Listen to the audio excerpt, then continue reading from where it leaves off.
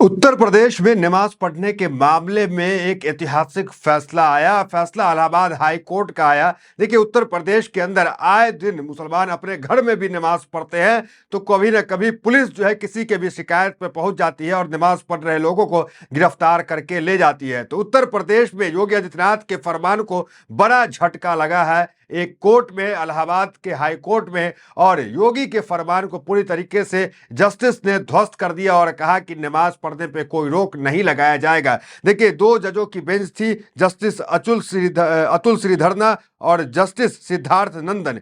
ये जो दो जजों की बेंच ने एक याचिका पे सुनवाई कर रहे थे।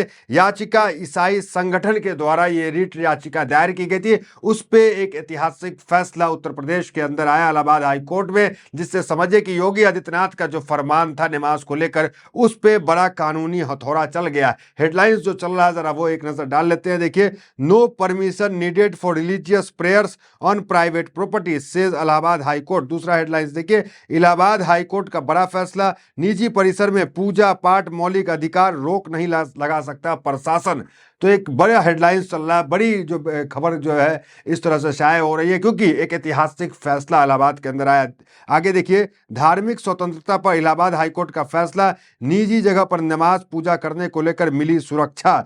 तो निजी जगह पे जो नमाज पढ़ रहे थे उसको लेकर एक बड़ी सुरक्षा देने का काम किया। देखिए, मामला क्या है, कौन सा मामला जो है हाईकोर्ट तक चला गया, जरा वो देखिए। हाल ही में बरेली में एक बड़ी घटना हुई। दरअसल गांव वालों ने शिकायत की कि कुछ लोग बिना इजाजत के एक खाली घर में सामूहिक नमाज पढ़ रहे थे और एक अस्थायी मदरसा चला रहे थे। शिकायत के बाद पुलिस ने 12 लोगों को हिरासत में ले लिया। इसके एक बड़ी चिंता सामने आई है कि क्या किसी को अपने घर के अंदर नमाज पढ़ने के लिए सरकारी इजाजत की जरूरत होती है या नहीं, आइए जानते हैं। तो कुल मिलाकर ये मामला था बरेली का मामला, जहां अपने घर में खाली जगह थी, वहां नमाज पढ़ रहे थे अपने घर में। कुछ लोगों ने शिकायत कर दी। जब शिकायत करने के बाद पुलिस आई योगी के फरमान पे, और पुलिस ने उस नमाज अदा करने वाले लोगों को FIR करके जेल में भर दी।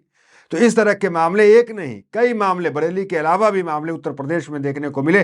ठीक है, सार्वजनिक जगह पे सड़क पे नमाज पढ़ रहे तो जूते लात तो मारे जा रहे थे मुसलमानों को। ये तस्वीर आपको भी ने भी देखा है, दिल्ली से लेकर उत्तर प्रदेश तक की। लेकिन जो अपने घर में पढ़ रहा है उसके ऊपर भी FIR होते हैं। देखिए, ये अलग बहस का मसला है कि और धर्मों के त्यौहार जो सड़कों पे धूमधाम से होते हैं, कोई FIR नहीं, कोई गिरफ्तारी नहीं, लेकिन एक नमाज 5 मिनट की होती है तो उस पर गिरफ्तारी होता है। ये जो है दुनिया जानती है इसको लेकर। लेकिन आगे इलाहाबाद हाईकोर्ट ने जरा क्या कहा, जरा वो देखिए कि दो जस्टिसों के bench, justice Atul, justice Siddharth, इन्होंने क्या फैसला सुनाया, जरा वो देखिए। फैसले में इलाहाबाद हाईकोर्ट ने यह साफ किया कि किसी भी व्यक्ति या फिर समुदाय को अपनी निजी जगह पर नमाज पढ़ने के लिए राज्य या फिर स्थानीय प्रशासन से पहले से इजाजत लेने की कोई जरूरत नहीं है। कोर्ट ने कहा कि किसी के अपने घर में शांतिपूर्ण तरीके से जाने वाली धार्मिक गतिविधियां भारत के संविधान के अनुच्छेद 25 के तहत पूरी तरह से सुरक्षित है। यह अनुच्छेद धर्म की आज़ादी की गारंटी देता है। तो धर्म की आज़ादी की गारंटी एक अनुच्छेद देता है, और उस अनुच्छेद के दायरे में यह आता है कि वो अपनी निजी संपत्ति पे कुछ भी कर सकता है। तो एक बड़ा फैसला कह सकते हैं। आगे अनुच्छेद 25 के बारे में कोर्ट ने क्या कहा, जरा देखिए। अनुच्छेद 25 का उल्लेख करते हुए कहा कि प्रत्येक नागरिक को अपने धर्म को मानने, उसका पालन करने और उसका प्रचार करने की स्वतंत्रता है। जब कोई धार्मिक गतिविधियां पूरी तरह निजी संपत्ति के भीतर और शांतिपूर्ण तरीके से की जा रही है तो उसे कानून के दायरे में अनुमति के लिए बाध्य करना उचित नहीं है। ऐसे मामले में प्रशासनिक हस्तक्षेप संविधान की मूल भावना के विपरीत है, तो प्रशासन का हस्तक्षेप नहीं होना चाहिए। और जो जो ये तो हो गया निजी जगह पे, सार्वजनिक जगह को लेकर के भी कोर्ट का ये कहना है, ये मानना है कि कोई अगर ज़्यादा तादाद में अगर आप नमाज पढ़ रहे हैं या कुछ कर रहे हैं या कोई प्रोग्राम करने वाले हैं, कोई बड़ी रैली करने वाले, कुछ भी करने वाले हैं, चाहे धार्मिक हो या फिर राजनीतिक कोई भी रैली हो, ये पहले से नियम है, तो पुलिस को आपको जो है उसकी जानकारी, उसकी सूचना देनी होगी, ताकि ट्रैफिक नियम हो, तमाम नियमों को पुलिस जो है देख रेख करेगी। ये नहीं कि पुलिस आपको परेशान करे, आप नमाज पढ़ रहे थे सड़क पे तो लात मार दे पुलिस, ये भी नहीं होना चाहिए। हालांकि ये तस्वीर जो लगातार वायरल हो रही है, दिल्ली की तस्वीर है, जिसमें इस पुलिस वाले ने नमाज पढ़ रहे लोगों नमाजी पे लात मारा, उसको सस्पेंड कर दिया गया है उसी वक्त। ये जो है खबर दिल्ली की थी, अच्छी खबर थी।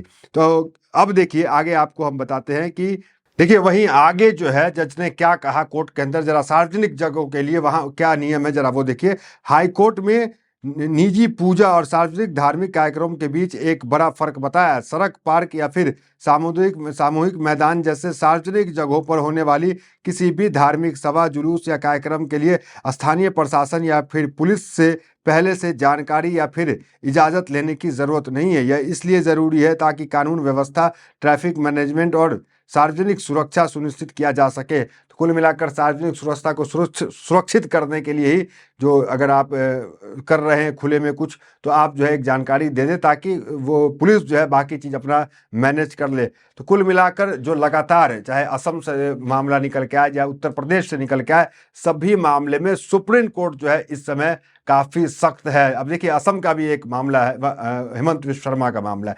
हेमंत विश्व शर्मा के मामले में भी जमीयत उलमाए हिंद ने एक याचिका दायर कर दी कि हेमंत विश्व शर्मा अपने पद का दुरुपयोग कर रहे हैं और तत्काल उनको पद से पदमुक्त किया जाए। तो जमीयत भी वहां पे याचिका दायर की और जमीयत की याचिका को है एक और अच्छी खबर आप कह सकते हैं, सुखमयी खबर जो है मुसलमानों के लिए है कि वहां पे जमीयत की याचिका को स्वीकृत कर ली गई और जज ने जमीयत के जो दो वकील थे, एडवोकेट रशीद, उनसे सुझाव भी मांगा है कि आप हमें सुझाव दें कि हम हेट स्पीच के मामले में क्या कानून ला सकते हैं और क्या कुछ कर सकते हैं। तो कुल मिला के ये कह सकते हैं कि असम के सीएम हेमंत विश्व शर्मा की भी मुश्किलें बढ़ सकती है। असम विश्व शर्मा की अगर बात करें कि उन्होंने क्या कुछ जो है हेट स्पीच दिया, तो जरा वो हेडलाइंस देखें। देखिए पहला बयान उनका ये है कि मियां समुदाय को परेशान करो, अगर वो 5 रुपए किराया मांगे तो उन्हें 4 ही दो, मुख्यमंत्री हेमंत विश्व शर्मा ने की अपील। दूसरा हेडलाइन देखिए क्या है, जब तक मैं सीएम मियां यहां चैन से नहीं रह सकते, बवाल के बीच फिर बोले हेमंत विश्व शर्मा।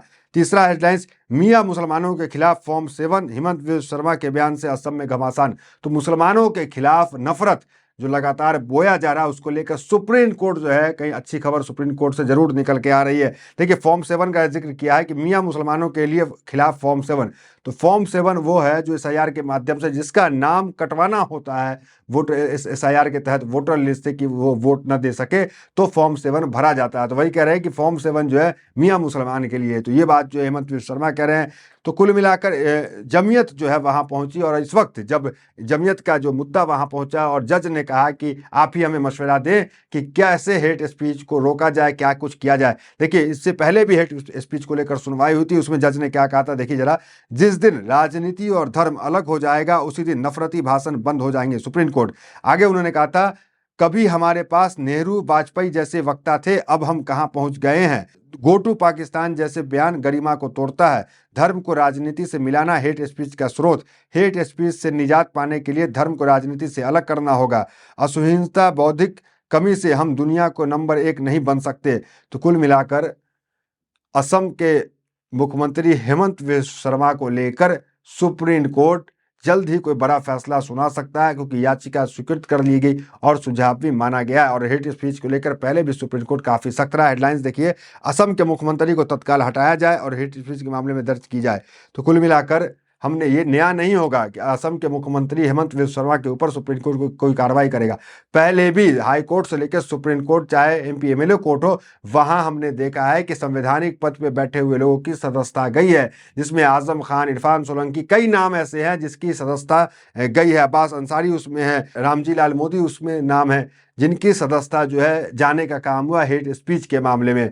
तो हेट स्पीच का मुद्दा काफी बड़ा है। हमारे देश में कानून है कि किसी को भी 3 साल से ज्यादा की सजा होती है उसकी सदस्यता चली जाती है। तो अब देखना दिलचस्प हो कि इस वक्त जब सुप्रीम कोर्ट हेट स्पीच को लेकर काफी सख्त है, कानून लाने की बात कर रहा है, कार्रवाई करने की बात कर रहा है, उस बीच हेमंत विश्व शर्मा के ऊपर सुप्रीम कोर्ट क्या कुछ करता है, क्या सजा सुनाता है, देखना बड़ा दिलचस्प होगा। तो फिलहाल इस वीडियो में इतना, मिलता है वीडियो मेरे साथ। बहुत धन्यवाद।